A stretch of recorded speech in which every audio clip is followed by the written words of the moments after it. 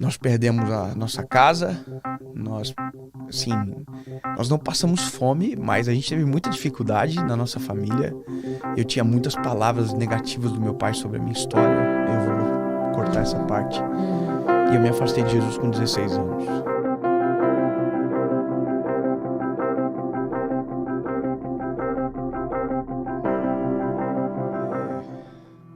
É longa a história. É longa a história. Mas eu imagino. Eu vou ser bem resumido.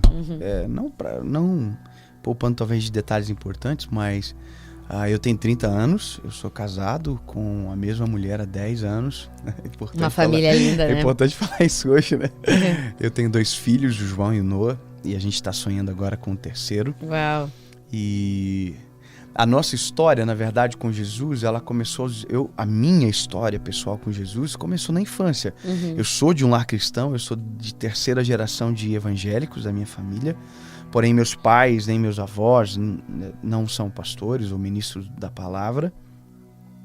Porém, quando eu era menino, quando eu era assim, tinha 5, 6 anos de idade, eu já fazia teatro na igreja e tal. Eu já tinha muito envolvimento com a igreja. Olha, ele fazia teatro, gente, eu também.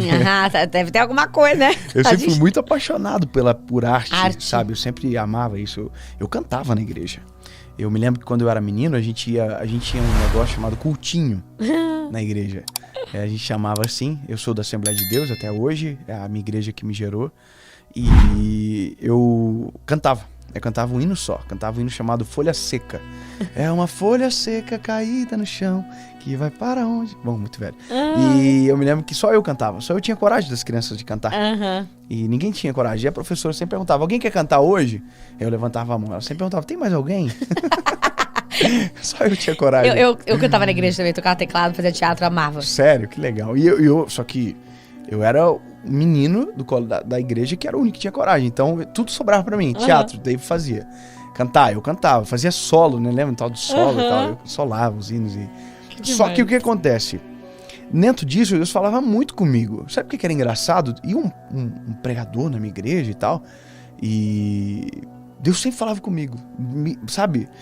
Você, menino, Deus tem um projeto na sua vida e tal. Você vai ser um pregador da palavra e tal. Deus falava muito com a minha mãe sobre a minha história. E eu, naquilo tudo, eu era uma criança, então eu não tinha compreensão disso tudo, né? Mas Jesus sempre estava reafirmando, fixando no meu coração uma memória de amor e compromisso comigo, sabe? Porém, a gente teve várias histórias na nossa família. Meu pai teve uma falência, meu pai fugiu de casa. Nós ficamos durante, eu acho, alguns meses. Eu não vou falar o número porque eu posso ser mentiroso, eu não quero. Mas a gente pensando que meu pai estava morto, meu pai tinha sido assassinado. Meu Deus. A gente recebia ligações na nossa casa dizendo que meu pai estava amarrado em tal lugar. A gente ia, meu pai não estava. A gente recebia ligações dizendo que meu pai tinha sido encontrado boiando no mar. A gente ia e meu pai não estava. E meu pai faliu uma empresa e a gente ficou órfão nisso, né? E a minha mãe ia pra igreja e sofria muito com a maldade das pessoas. As pessoas falavam pra minha mãe se ela era divorciada. E na época não tinha esse negócio de identificador de chamada. Então a gente recebia trote de pessoas muito más, que assim. horror!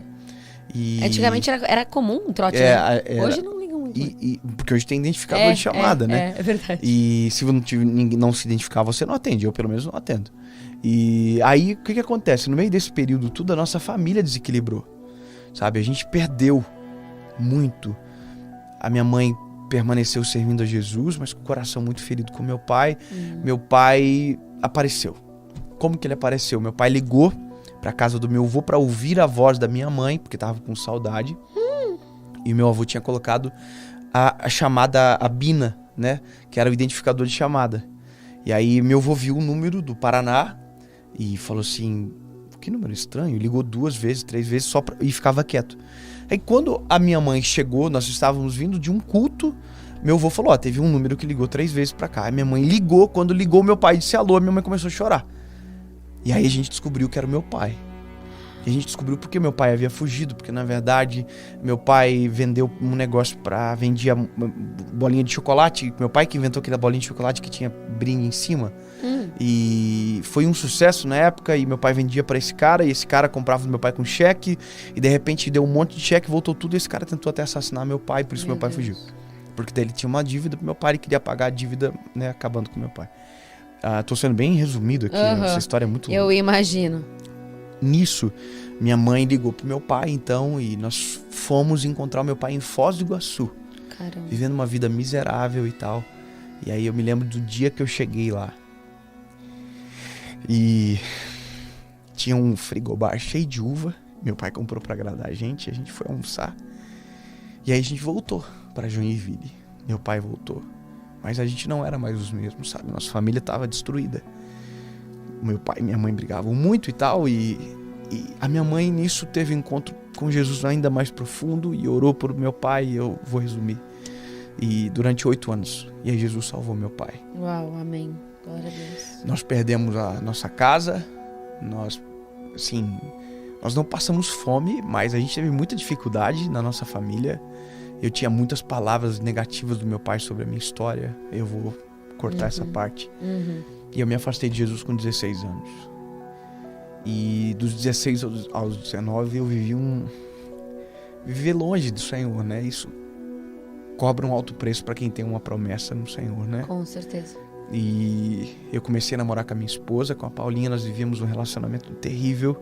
Eu entrei na faculdade, eu sempre fui um bom aluno, nunca fui um mau aluno. E eu fui garoto calouro, ganhei garoto calouro da universidade. Eu comecei a fazer propaganda de televisão, de rádio. E aí meu coração se desconectou completamente de Jesus, completamente da minha família. E eu tinha trilhado uma pequena carreira de modelo, assim, que tava dando certo. Inclusive aqui em São Paulo. Passei em teste pra Malhação na época. Não acredito. Isso eu acho que nem contei pra ninguém. Nunca contei no olha, eu já fiz também teste pra Malhação.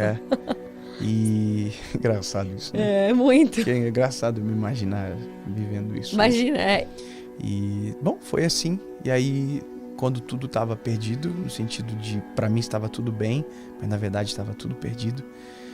Eu tinha 19 anos e dia 23 de abril de 2009, eu tive um encontro com Jesus. Não com a igreja. Não com alguém que havia sido pintado pra mim pela igreja. Lembra, eu pertenço a uma igreja, eu amo a minha igreja, mas eu tô só dividindo a experiência para que talvez você que está ouvindo agora entenda a profundidade do que é Jesus, de quem ele é. Ele não está preso em uma denominação ou qualquer coisa do gênero, ele é acima de toda a religião, de toda a igreja, é o nome acima de todo nome. E eu tive um dia muito terrível, muito dramático. E foi como se Jesus tivesse tirado as mãos de sobre mim e tivesse deixado tudo que era de mais difícil para um menino de 19 anos ter que experimentar, aconteceu naquele dia.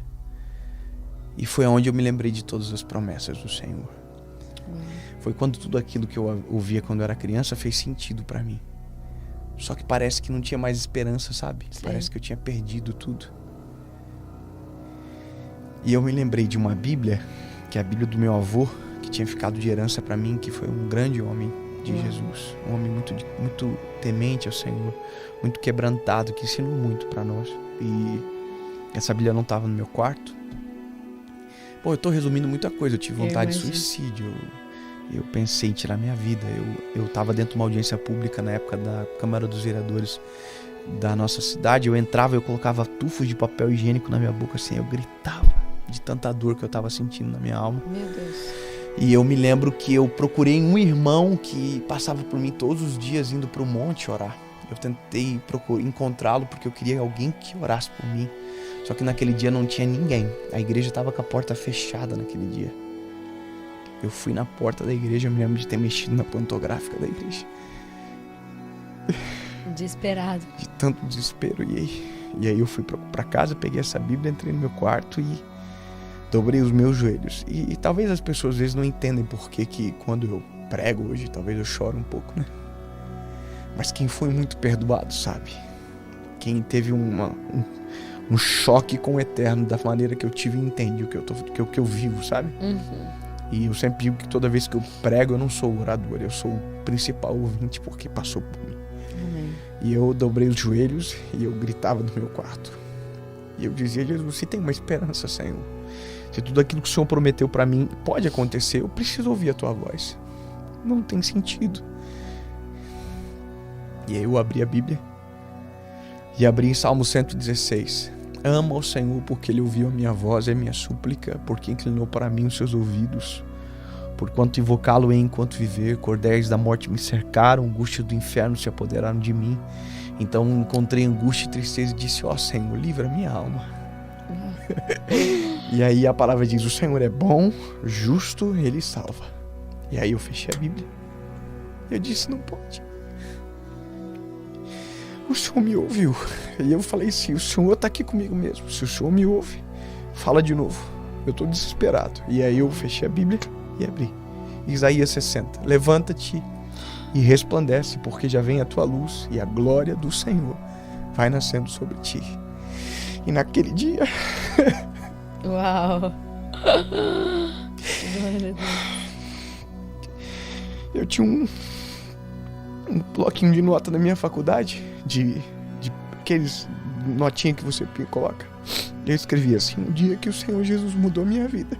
E eu coloquei nos textos e eu fiz um propósito com o Senhor de 30 dias que eu acordaria às 3:30 da manhã para agradecer pelo que eu iria viver. Uau! E eu fiz isso. Eu orei 30 dias de madrugada.